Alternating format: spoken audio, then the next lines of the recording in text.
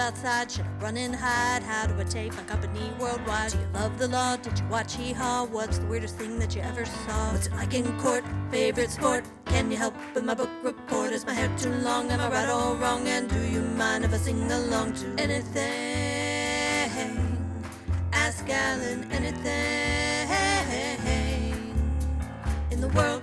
All right. Hello, everybody, and welcome to this episode of Ask Alan, the podcast. I'm Alan Crone, the CEO of the Crone Law Firm. And today we're going to talk about digital marketing with one of the experts, nationally recognized expert in SEO, and that's Jason Hennessey. Jason, how you doing? Great. I am honored to be here with you today. Thank you so much for having me. Well, that's awful nice of you to say. We're honored that you're here. I guess give us a little bit of a background, your background and the background of your company, Hennessey Digital. What do you do and how do you do it? Yeah. So this is my second agency. The first agency that I started was an agency called Everspark Interactive. And I know we'll probably talk a little bit about the origin story a little bit later. But I had sold that agency back in 2015. And that was an agency that we primarily work with personal injury attorneys, not just personal injury attorneys, but we did a lot of personal injury. We also work with criminal defense and other practice areas too. So I built that up for about 5 years, and then I sold that. And then I played a lot of tennis, and I took a sabbatical leave, and then the industry just kind of pulled me right back in. And so that was 2015. We ended up relocating. I was living in Georgia, moved out west so that my young 10-year-old son can pursue an acting career in Hollywood, California.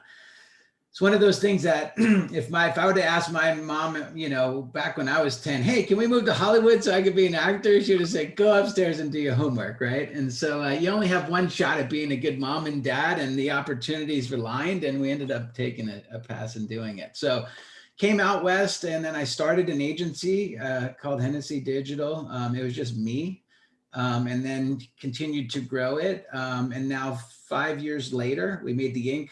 500 in 2019. We made the Inc. 5000 in 2020. We're approaching about 150 full-time people now. Very good. Very good. Now, there's a lot to unpack there. I will tell you, you and I share something, and that is my daughter is currently majoring at DePaul University in comedic filmmaking. And she wants to be a comedian. And one of the reasons she chose DePaul is she wanted to be, she thought she was going to be in the Chicago stand-up scene. Now she's in the Chicago stay in your apartment, don't leave scene. Sure. Is she a student of Second City? Well, she was planning to. Now she's not doing much of anything like that. Okay. But, it's interesting. She, in her senior year of high school, she told one of her teachers what she was planning to do. And the teacher's response was, what does your father think about that? And her first reaction was, why don't you ask me what my mother thinks about it? But she said, oh, he loves the idea. And, most of the professions that were around when I was coming up no longer exist. I mean, there's no such thing as a stockbroker anymore. Sure. The world needs content, right? That's right. Yep, completely agree. And so here we are. He hasn't had his breakout role yet, but he's been, on Disney shows. He's been on a lot of commercials. I mean, there's not too many kids that say they were on a Kool-Aid commercial. That was kind of cool. So yeah, it's been fun. Oh yeah, exactly. Yeah. Well, good for you. I mean, that's the kind of thing that the reason why more people aren't successful at it is they never try. It takes some luck. It takes some luck, but you got to be there. You got to show up, right? Well, I like to say, if you look at my LinkedIn profile, one of the, quotes that I try to live my life by is, you have the power to create a future that wasn't going to exist anyway. Right? If you think about that, right? You just have to take action. And so, I admire you. creating your first podcast, right? Nobody tuned in. It's just you and a guest, right? But look, you continue to get momentum, and now you've got a show that people look forward to watching, so. Well, you're nice. I hope that's true. About one of my favorite quotes, I think it was in Good to Great, is people who watch this show regularly have heard me say it before. I'm an overnight success. It just took me 20 years. 20 years. Michael likes to use that quote too, right? Yeah. Michael Mogul, same thing. Yeah. Yeah. Hopefully that particular apple doesn't fall very far from the tree. Yeah, he's a good friend of both of ours, and certainly is an example of someone who made a future that didn't exist before he came along, and really has kind of created a mini industry inside the legal industry of high quality videos and social media advertising that he and you and a bunch of other people, but he certainly has carried the laboring oar on that, as creating it as a market segment. Oh yeah, he was a disruptor in the industry for sure. When he came in and kind of, created an amazing product, people just started talking about it, right? And that kind of how he blew up. And then, then he created a conference that's unlike any other conference I've ever seen in the industry. So much respect to Michael. If you're watching, much respect, my friend. Well, tell me about Jason. Where are you from? I grew up in New York on Long Island. I was, if you would have asked me what I wanted to do when I was 8 years old, I would have told you, what do you mean? I'm going to be a professional baseball player, right? And I was a pretty good ball player. Not good enough to play professional baseball, but good growing up. I was probably a good CD student in high school. I spent most of my time kind of involved in sports and less time kind of studying. And so when I was graduating high school, rather than stay home and go to a community college and then transfer into a 4-year degree, I decided to join the Air Force. So I joined the Air Force. I left right out of high school, spent 4 years I got my training in Texas at Lackland Air Force Base, where you do boot camp. Stayed there for my technical school, and then I ended up in Vegas, is where I got stationed. It was the home of the Thunderbirds, which is kind of like the Blue Angels of the Air Force. And so I'd wake up every morning as this 19-year-old kid and look out the window and see air shows every day. It was the coolest thing. Got to spend about 6 months in Italy, came back to Vegas again, where's my home base. And it was about the time I was about ready to get out of the Air Force. I was very money motivated. And so in the Air Force, the only way that your bank account grows is by paying your dues in time. And so I wanted to be the chief master sergeant, but I didn't want to spend 20 years in the Air Force. And so it just wasn't right for me. And so I ended up getting out, and I went down the entrepreneurial track, started a DJ company. I was DJing weddings on the weekends after I got out of the Air Force, and I was making really good money. And then I was going to college at UNLV, and I accidentally stumbled into digital marketing, into this whole SEO. I created a website to market my own DJ company. This was way back in 2001. And I didn't know what SEO was, and I ended up buying a book about it, and I started practicing it, and I got really good. And then that was that. I built my DJ company, and then eventually sold that company, and I started doing SEO just for some of my own properties. And so that was a fun time for about 7 years. And then we moved my family out to Georgia. We didn't want to raise our kids in Vegas. So we moved to Georgia. I was working side by side with a guy named Brad Fallon. He had a company called Stompernet. And I'm getting into how I got into the legal space now. And so Brad said, hey, I got asked to do a presentation about SEO to a group of lawyers. The gentleman's name, you might even know him. Do you remember, Bubba Head? No, I don't. Okay. He's a big DUI attorney in Atlanta. And so Bubba had a mastermind group where he invited 50 lawyers that didn't compete with each other. And so Brad was supposed to do a presentation, but he asked me to do the presentation. And I'm like, what am I going to teach these lawyers? I'm like, all I know is how to rank on Google for wedding favors and all these other terms. So anyway, I got up there and I gave a presentation showing all these lawyers. Seth Price was in the audience. I don't know if you know Seth. I know Yep. Seth. Yeah. Yeah. Yep. Seth Price was in the audience. And so he, once I got done with the presentation, I was so transparent that all these lawyers, like about 7 attorneys, approached the stage and said, "Hey, do you do this as consulting?" And I'm like, "No, not really, but give me your card." And so I ended up leaving there with about 6 clients, and I had a new agency. And Seth was my first client back then. So what year was this approximately? 2008. Gosh, in 2008, with a room full of lawyers, if you just told them how to turn the computer on, you would have been a magician.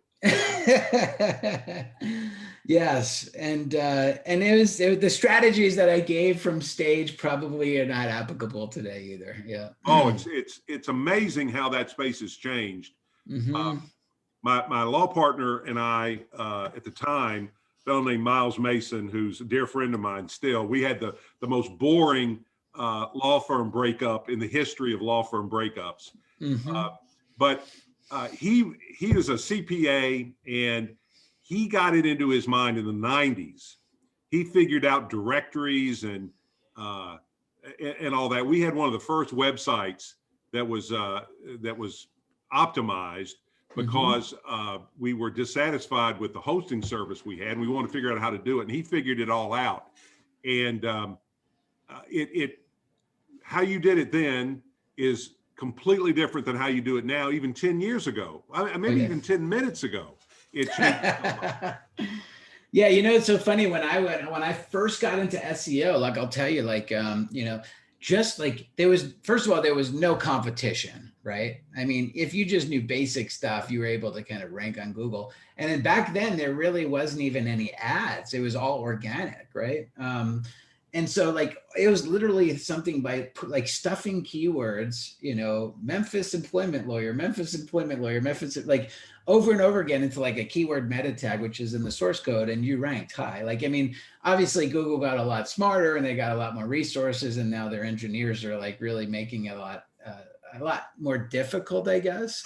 But a lot of the same principles apply. You don't really see a lot of people stuffing keywords. It's like, hey, if you need a Memphis employment lawyer, be sure to call our Memphis employment lawyer off. I mean, back then there was a whole lot of that stuff happening, but not anymore. And the old invisible white text on a white background, right? Yeah. Oh yeah. There were a lot of hacks back then that you could do. And I'd be interested. Now here's when it comes to this stuff, I am I think I'm a little bit more advanced than most lawyers, only because I've paid attention to it. Sure.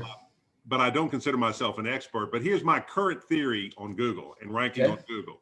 All right, so I'm giving this out to free to everybody. This is it. If it's what it's worth, what you're paying for it. But tell me what you think about my theory. I think 90% of ranking on Google is fiddling with it. In other words, they want somebody who's actively involved. And so they're changing all of this stuff mainly to see who's actively involved with Google. Yeah, well, you're right. There's a little more to it. I'll explain. A lot of times people overthink it, right? And you get the mindset from 10 years ago, where you got to have the keyword in the first paragraph and this and that. There are still some fundamentals that you have to kind of follow, like fundamental principles that you have to follow. But at the end of the day, like, there's 3 things in terms of SEO, right? There's your relevancy, right? So the content that you write has to be relevant to the search query that people are searching for. Your popularity, right? How many other people are giving you votes of votes of, basically voting for your website with links. And then your popularity, your relevancy, and then the integrity of the website. And so the integrity is the technical makeup. Can Google crawl your website? Is there any issues? Is there broken links? Is the page speed, right? So those are the 3 things. But fundamentally speaking, once you get to the first page of Google for like a term that, is competitive, Google's looking at a lot of user engagement signals, right? So like what I mean by that is like when somebody does a Google search and they click over to your website, Google's measuring the time that they spend on your website before they go back to Google, right? So that's called pogo sticking. And if you're in position 5 and too many people are only spending 6 seconds and going back, you need to look at like, why are people only spending 6 seconds, right? So like a classic example is like if you've got, let's just say like a Los Angeles car accident lawyer page, and you start your first paragraph with statistics about how many accidents take place in Los Angeles, you're not getting into the mindset or having empathy or sympathy of somebody that was involved in a car accident and their son is in the hospital, or they maybe lost a loved one, right? So, you have to kind of get into the mindset of like, am I truly satisfying the intent of the person that's doing that search? How can I get people to stay on the page a little bit longer? Putting a video up there is going to keep people on the page. It gets to know your personality, right? So it's not so much about all the technical stuff and the links. It's really like fundamentally saying, hey, am I satisfying the intent of the person that's doing this particular search? Let me ask you this. You're talking about popularity, which I guess translates into backlinks, that sort of thing. Now, one tactic that I have seen that really offends me, and I wonder if you've seen it. We've had a number of people contact us posing as law students or new lawyers or journalism students, and the pitch is this: I'd like to write a blog post for your website and put it up because I want to build my resume. And then in the website is a backlink to another, in the blog post is a backlink to another website. And so the whole thing is a subterfuge to get you to post it to get the backlink. Yeah. Is that something you're seeing, or am I being targeted?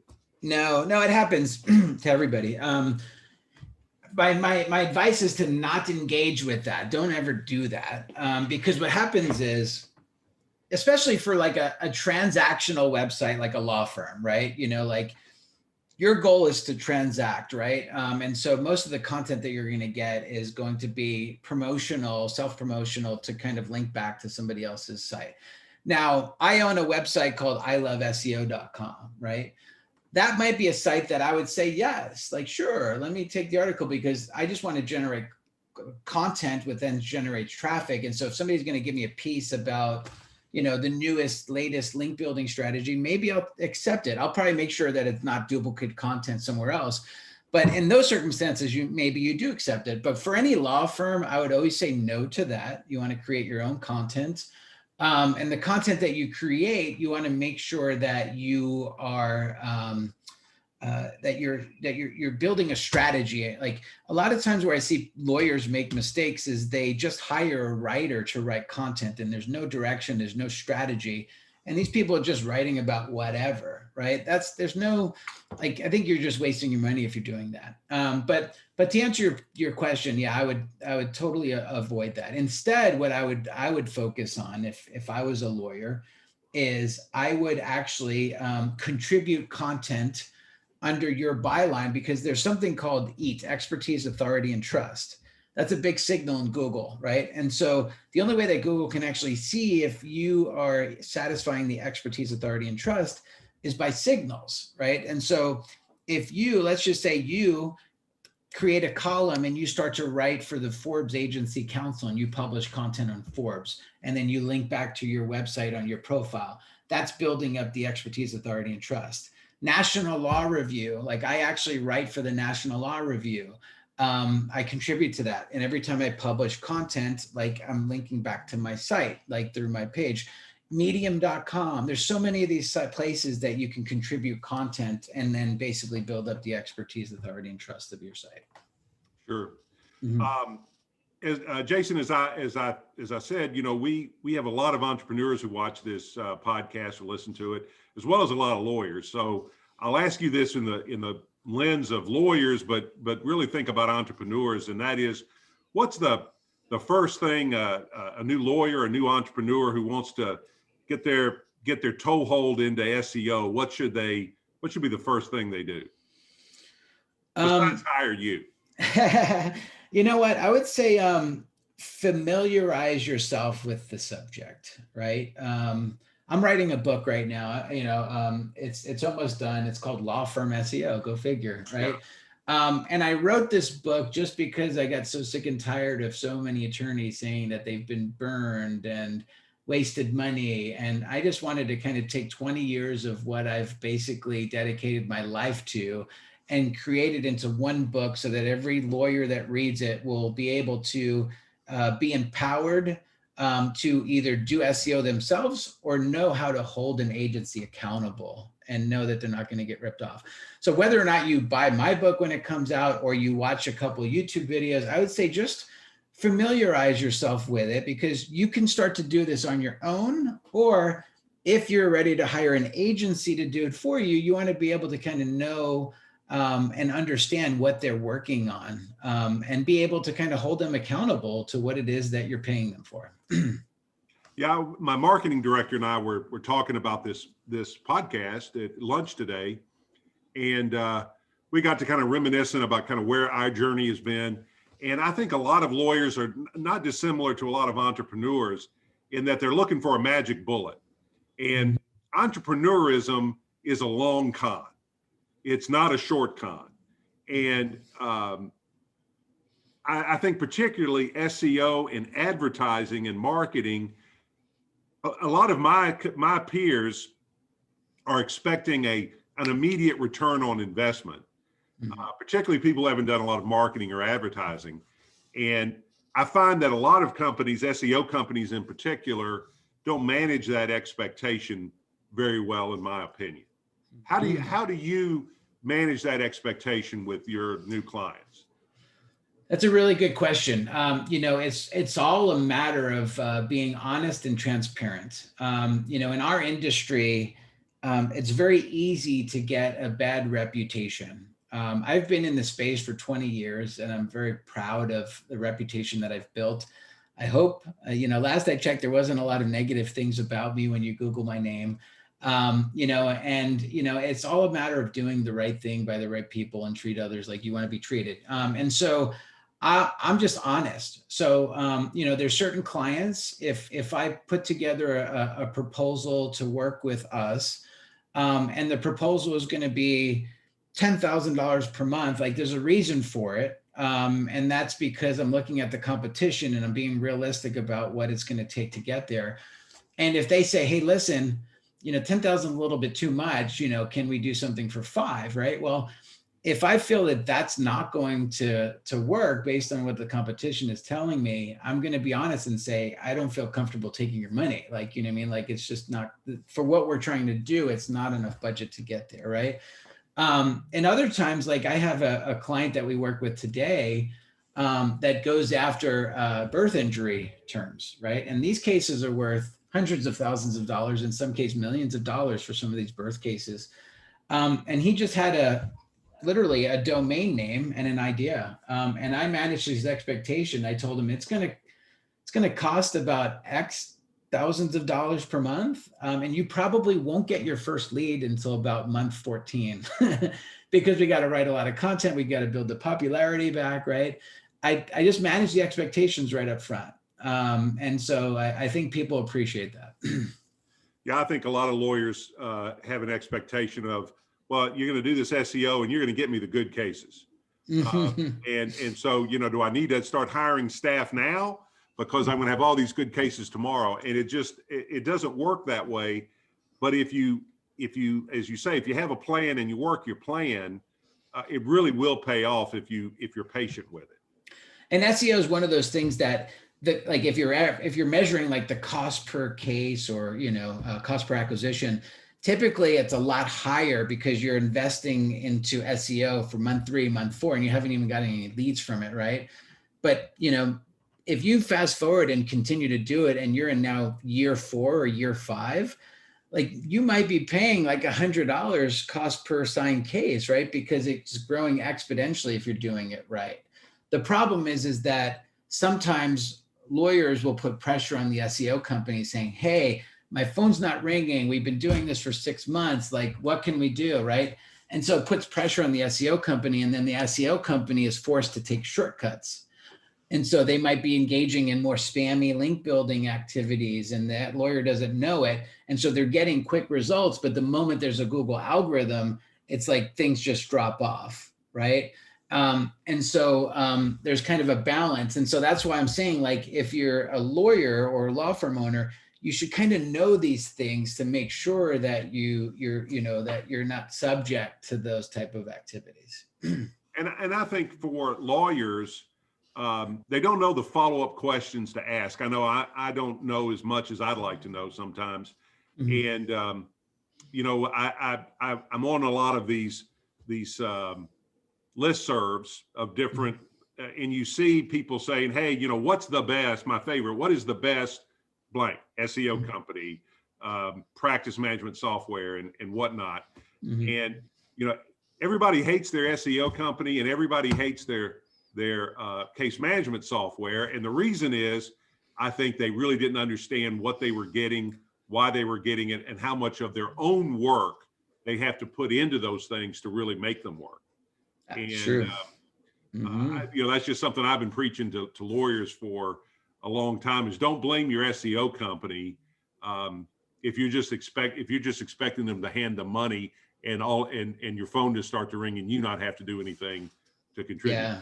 Yeah, I completely agree, and that's very astute. I never thought of it that way, but it's very true. It's just business is hard. I don't care who you are, what kind of business you're in. It's hard to get noticed, and it's hard to get noticed, and it's hard to get people to pick you. Yeah. And so like over this year, like we've been growing a lot, like in staff, right? And so when it was just me managing, let's just say like 5 accounts, like 5 law firms, like everything's great. But there's like a rule in business, and my business coach, I've got a business coach that taught me this. He's like, there's the 1 in 3 rule in business, right? So, the strategies and techniques that, sorry about that, we're in a COVID world. But the strategy. I gotta ask, what kind of dog you got? I got 2. I've got a golden doodle, and then I have a miniature schnauzer. So okay, very nice. We're big dog people here, so that's okay. Good. That's great. Tell them I said I will. So the 1 in 3 rule is, the actual systems and processes that you design for 1, is not going to work for 3, and the systems and processes that you work for 3 is not going to work for 10, and from 10 to 30 and 30 to 100, right? And so our growing pains have been building systems and processes and continuing to evolve them so that we can scale digital marketing. And so we've got a pretty good system now, but those were some of our growing pains over the years. When a lawyer invests a lot of money with you, mm-hmm. where else should they invest their money so that you're kind of building on what you just said, so that their investment isn't lost? Yeah. So first of all, making sure that that everything is being tracked correctly, right? You're not scribbling down the cases that you got on a notepad and telling us, right? You want to be able to kind of track it, truly track it. We've got some lawyers that track it precisely to the penny, and then we've got other lawyers that send us like a notepad, and it's like, these are the cases that we got. So that's one. The second thing is we were working with a client, and the SEO was killing it, and they were complaining that they're not seeing the cases, for whatever reason, and when we look at like the call tracking data, it's like, I don't understand it. Like, you generated like 600 calls this month. Like, how are you not seeing the cases, right? And so we just basically planted a lead into their site. And day 1 goes by, no call back. Day 2 goes by, no call back. Eventually, like day 4, right? 4 days later, we get a call back, right? So like, if you're not treating the back end, right, of the investment of like actually fulfilling the services and getting back to the clients, like, you're just wasting your money. You shouldn't be marketing, right? And so that was a problem that we see. In fact, we took this so much so that we actually reached out to like 700 law firms, and we've got a study. And we wanted to see, like, what is the average time that it takes for lawyers to call people back. And so we're going to be publishing that study here probably in the next 30 days. I think you're absolutely right about that. Probably the biggest luck, I'd rather be lucky than good, right? Is for some reason I had somebody told me to work on my intake system before I started investing in SEO or marketing or anything else like that. And I think you're right. I think a lot of lawyers have no idea the holes in their bucket, if you will, in intake.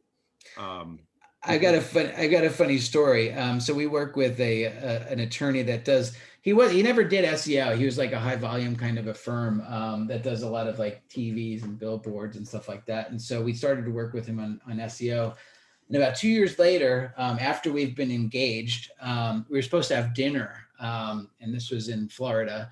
And so we're supposed to have dinner, and no show. Like, where's our client, right? He just, he's like, oh, I'm so sorry, guys. I can't make it. I'm stuck at the office. And we're like, all right. So anyway, we ended up just getting some food and bringing it to the office, and we just ate with him. And so we sat down with him, and he had a bottle of blood pressure pills, stack of paper. I'm like, what's going on, man? He goes, well, to be honest with you, we just had an attorney, like we had to let go of an attorney. And so now I'm set back here and I've got to deal with all these cases. And so he goes, is it possible that we can slow the SEO down for like just a month until I can get more staff, right? And we're like, that's not how SEO works, dude. Like, we've been built it, it's been growing. And he goes, all right, I'll figure it out, But that's the power of SEO, like sometimes you can't slow it down after it's working, but it takes a while. Again, that's 2 years of working on the strategy to kind of get there. What do you think the next thing in SEO is going to be? So, I think voice search is something, that is starting to come around. I think it still has some quirks. I end up talking to my son and like Alexa screaming something in the other room. I'm like, I'm not talking to you. It's like, but I think SEO, I know that the local service ads are new right now, and it's not so much SEO, but it's just Google trying to monetize their real estate. I think with the whole pandemic, I think people started to get a little frustrated with spending so much money on paying per click, right? And then you've got these companies that are set up where you pay per call or whatever, like the Thumbtacks of the world and stuff like that. And so I think Google started to see people pull back budgets on their pay-per-click advertising, and they needed to come up with a solution so that people were actually paying for business and not just so much paying for just clicks, right? So I see, Google and Facebook and stuff continuing to evolve like that. And then who knows, there's a rumor that Apple might be building their own search engine too. So we'll have to see. What SEO, pay-per-click? What? So if you want, which one should I do? All right. It depends on what your goal is, right? If you're just getting started out and you need to keep the lights on, pay-per-click is the way to go, right? You come up with a budget, you're going to generate calls, and you're going to get business. But at the end of the month, you don't have an asset for that. You're just basically renting this from Google. Hopefully, as you start to build some revenue, you want to pivot and you want to take some of the revenue and invest it into the SEO, because that becomes the long-term asset that you're building with your firm, where you can start to reduce your pay-per-click budget and then just kind of get it on a point where you're just generating calls with, that are compounding from the content that you wrote 3 months ago. You're still getting calls, and then you're building more content. So it just depends on where you are in the progression of your firm, I guess. I think, we've, as I said, my partner and I've had, back in the day, we had several websites that all had domain names that were strategically named. And over the last couple of years, I've been consolidating all of that into one domain. Smart. Because that's what's now driving things. And whoever gave you that advice was a smart person. Yeah, that's the way to do it. and you know, that's why I say you've got to pay attention to it. You can't just farm it out and expect expect results, because it's changing almost. I mean, it's changed since you and I've been talking. It has. It has. Yep. What are the characteristics of the mindset of a client you've worked with in approaching SEO and their online presence?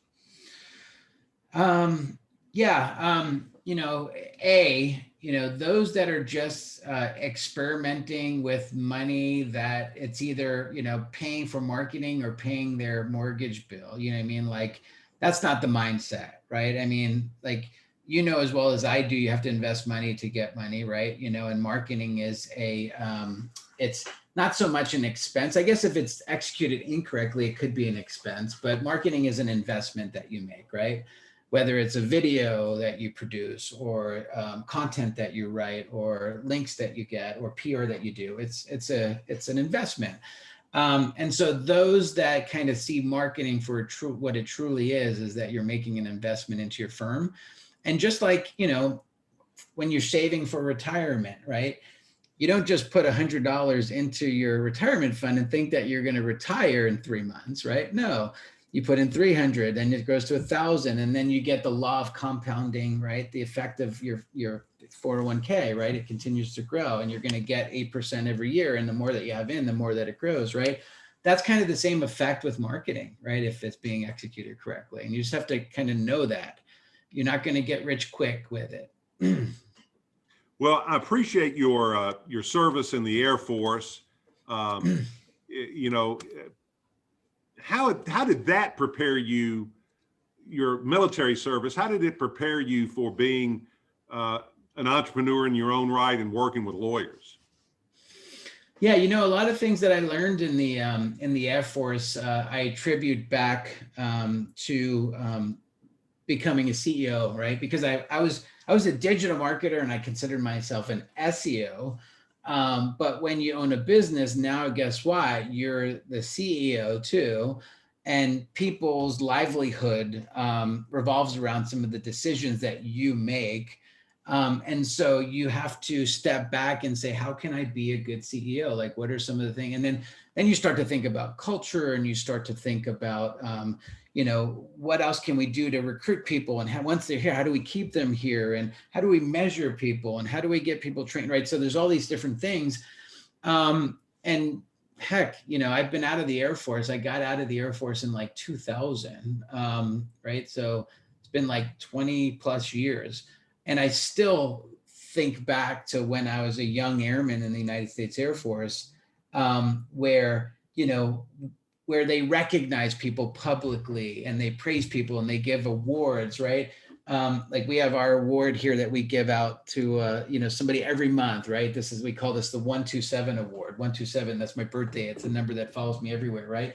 So we give out awards, we recognize people, we celebrate, there's so much that I've learned in the military that I didn't even realize I was learning back then, but it kind of built me into the character and the individual that I am today. And, and I'll forever kind of have that ingrained in my personality, I guess. Very good. One question I always like to ask folks like you've got kind of a ringside seat for the legal profession, which has changed a lot since 2008, 2006, when you got started working with lawyers. What is the biggest positive change that you've seen in working with lawyers over that period of time? The biggest positive experience that I've seen in working with lawyers since that time. You know what? I think like when I first got into it, like I said, when I first got into it, like this new thing where the guy Bubba Head was throwing a mastermind, session at his house. It was like this private event. It wasn't really completely organized, right?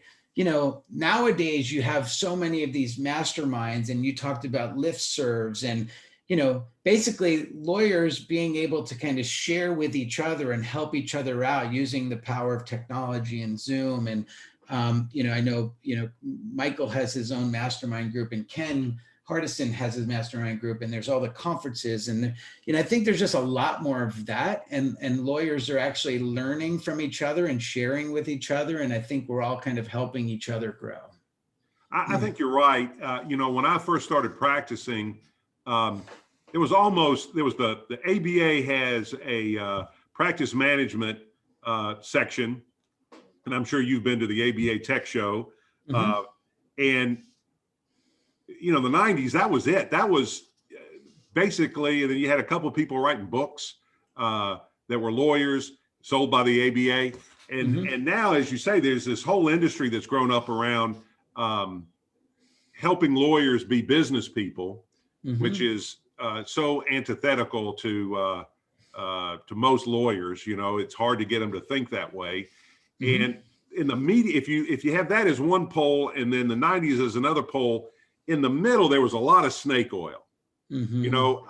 Because lawyers it's like that line from Field of Dreams. If it's money they have, and they'll give you the money, and they're looking for that magic sack of beans that's gonna transform their practice. I think your market segment has gotten a lot more competitive and a lot more professional over the last 5 to 10 years. And I don't know if that puts you in a tough spot, but would you agree with that there's not as much snake oil out there as there used to be? It might be that, or I think like lawyers are a little bit smarter and aware now, right? Whereas back 15 years ago, it was the wild, wild west. It's like, hey, do you need a website? Sure, right? And it's just a pile of money and not really knowing. And then the professional or the expert's just kind of faking it because he doesn't really have a book that he's following either. And they're both kind of experimenting together. I think over the years, because people are more aware and a little bit more cautious and certainly more skeptical, I can't tell you, I'll get a referral from a lawyer that speaks so highly about us, and then we get on a call and the person's still kind of not fully trusting us, right? Because they've been burned so many times before, right? And so, I think the fact that they're more cautiously or consciously aware instead of subconsciously aware, I think that plays into it. But SEO has gotten a lot harder over the years, and it's not as easy as putting white text on a white background anymore. And so, people know whether or not it's working very quickly, and hopefully, when they're working with agencies, they're not on long-term contracts and they can get out if it's not working. Yeah. It's it's as I say, it's hard to be a business person and be a lawyer and be an SEO digital guy. It's harder, I think, than it has been. And on one level, I think it's easier than it's ever been. And the technology makes it a lot easier, but it can be intimidating. What do you say to the old school lawyers like me who get intimidated by SEO and digital? Yeah, well, know enough to possibly hire somebody that you can hold accountable. That's really it. That's the part of the secret. Well, Jason, I really have enjoyed talking with you, and I think it's been very interesting. I know our listeners enjoyed it.